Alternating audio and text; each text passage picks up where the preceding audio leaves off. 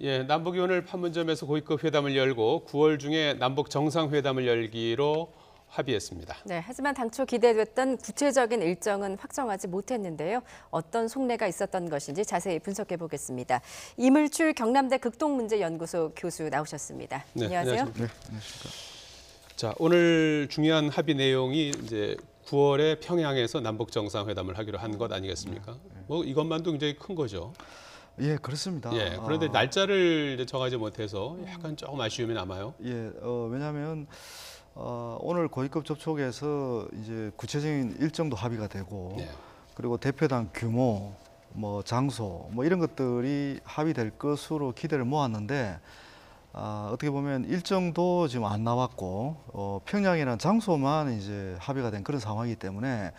어떻든 결과에는 기대 수준에는 미치지 못했던 회담이었다, 이렇게 평가를 할 수 있을 것 같습니다. 예. 그런데 이제 회담을 마치고 리선권 조국평화통일위원회 위원장은 날짜도 다 돼 있다, 이렇게 또 기자들한테 말을 했습니다. 이런 것도 어떤 의미라고 볼 수 있을까요? 이제 고도의 뭐 심리전이자 압박 전술이라고도 할 수가 있는데, 북한은 그 남북 정상회담이 그 9월 9일 북한 정권 수립일 70주년이죠. 상당히 이제 의미 있는 해인데, 의미 있는 날이죠. 이날과 좀 연관시켜서 그 남북 정상회담을 하고자 하는 그런 희망적인 의사를 표명을 한 것 같습니다. 예. 그래서 이제 오늘 얘기는 안 했지만 자기들이 날짜가 다 됐다고 얘기하는 것은 그만큼 아마 어떤 강력한 입장 표시로서 이날 했으면 좋겠다는 그런 그 자신들의 일방적인 일정은 공개를 아마 한 것 같습니다. 예. 근데 이제 우리 심지어 9월 9일에 하자. 아마 꼭 9일 9일이 아니더라도 예. 뭐 9월 7일이라든지 8일이라든지 그 9월 9일 임박해서 이제 그런 일정을 잡을 수도 있는 거거든요. 예. 근데 이제 뭐 여러분 잘 아시겠지만 사실 이제 8월 15일도 의미 있는 해입니다. 광복절일뿐만 아니라 우리 대한민국 정부 수립 70주년이 되는 날이 또 8월 15일이거든요.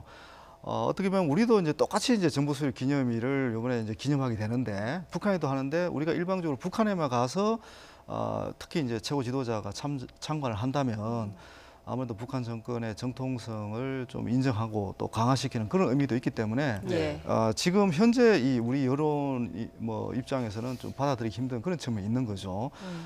그 부분은 굉장히 정치적으로 또 민감한 또 부분이기도 해서 아마 오늘 회의에서는 일정 문제가 가장 아마 좀 쟁점이 되지 않았나, 그렇게 예상할 수 있을 것 같습니다. 예.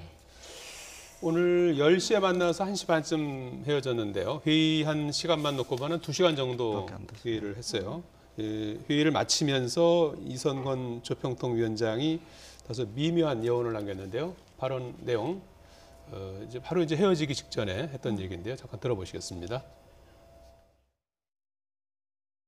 회담과 개별 접촉에서 제기한 문제들이 만약 해결되지 않는다면 예상치 않았던 그런 문제들이 산생될 수 있고, 또 일종의 어른 모든 문제들이 난항을 겪을 수 있다고 생각합니다. 그래서 전명근 수석대표 선생도 돌아가서 필요한 조치를 취해서 앞으로 북과 남과 북에서 모든 일정대로 진척되도록끔 제 할 바를 다하자는 걸 특별히 이야기하게 됩니다.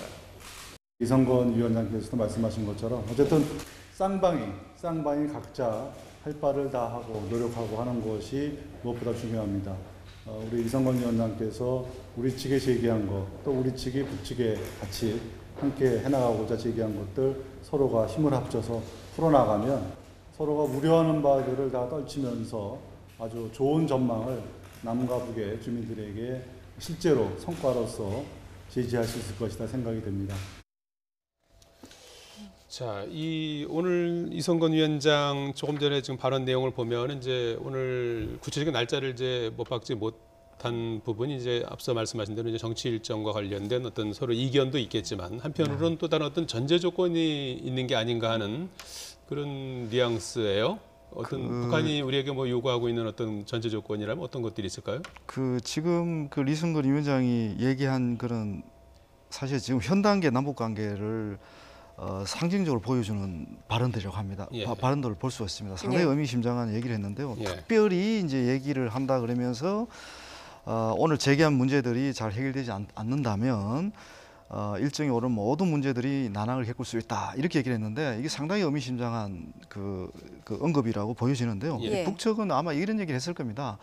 이미 언론을 통해서도 얘기를 했지만 우리 정부가 이른바 그 판문점 선언을 이행하는 과정에서 이 건건이 다 미국의 재가를 받아야 되고 승인을 받아야 되고 이제 그러면서 진행하는 이런 방식에 대해서 계속 문제를 제기해 왔던 거거든요. 예. 그러니까 북한과 미국 간의 비핵화와 뭐 종전선언 제재 완화라는 그런 큰 의제들이 지금 교차 상태에 있긴 하지만 그 판문점 선언과 관련해서 남한 정부는 그런 눈치를 보지 말고 과감하게 이 합의를 이행해라. 예. 그것만이 지금 남북 관계의 돌파구를 열 수 있다. 뭐 이런 얘기를 분명히 했을 수가 있고요. 예. 분명히 했다고 보여지고요. 예. 그리고 이제 결국 이것도 연관된 부분이지만 우리 정부가 그 제재 이행과 관련해서 보다 속도를 높이기 어려운 것이 결국 국제사회 대북 제재, 특히 미국의 제재 문제잖아요. 예. 이 제재는 결국은 북한이 비핵화를 진전시켜야 가능한 부분이기도 하지만 지금 북한은 기본적으로 이런 미국의 이런 입장과 관계없이 이 남북 관계 발전을 위해서 뭔가 독자적으로 과감하게 이 제재와 관계없이 뭔가 조치를 취해달라, 네. 합의를 이행해달라. 그 요구를 했을 가능성이 굉장히 높고 그 일부에서 얘기한 뭐 종전선언이라든지 이런 부분들은 오늘 회의에는 언급이 안 됐을 가능성이 저는 상당히 높다고 보여집니다. 예. 기본적으로 이승근 조평동 그 이 위원장이나 이번에 참석한 그 북측 인사들의 면면을 보면 예. 이 평화의 의제 또는 비핵화 의제를 언급할 그런 사람들이 한 사람도 없거든요, 솔직히. 네. 그런 맥락에서 이미 이 대표단 구성과 관련해서 이미 미스매치가 지금 이루어졌고 예.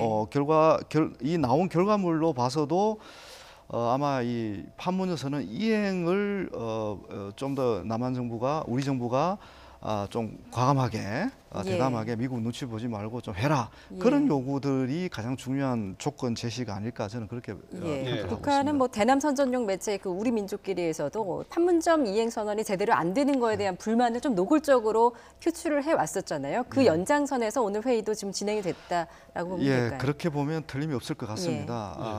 사실 이런 매체를 통해서 공식적으로 이런 입장을 얘기했다는 것은 이런 입장을 얘기를 하고 또 오늘 회의는 비공개 회의였지만 이승근 위원장이 그 모두 발언을 통해서 오늘 회의를 아예 공개적으로 하자. 예. 이제 그런 주장을 했거든요. 이 같은 맥락입니다. 그러니까 이미 자기들이 언론 매체를 통해서 자신의 입장을 이미 얘기를 했는데 그 입장을 공개적인 그런 또 자리에서 한 번 더 하고 싶은 거죠.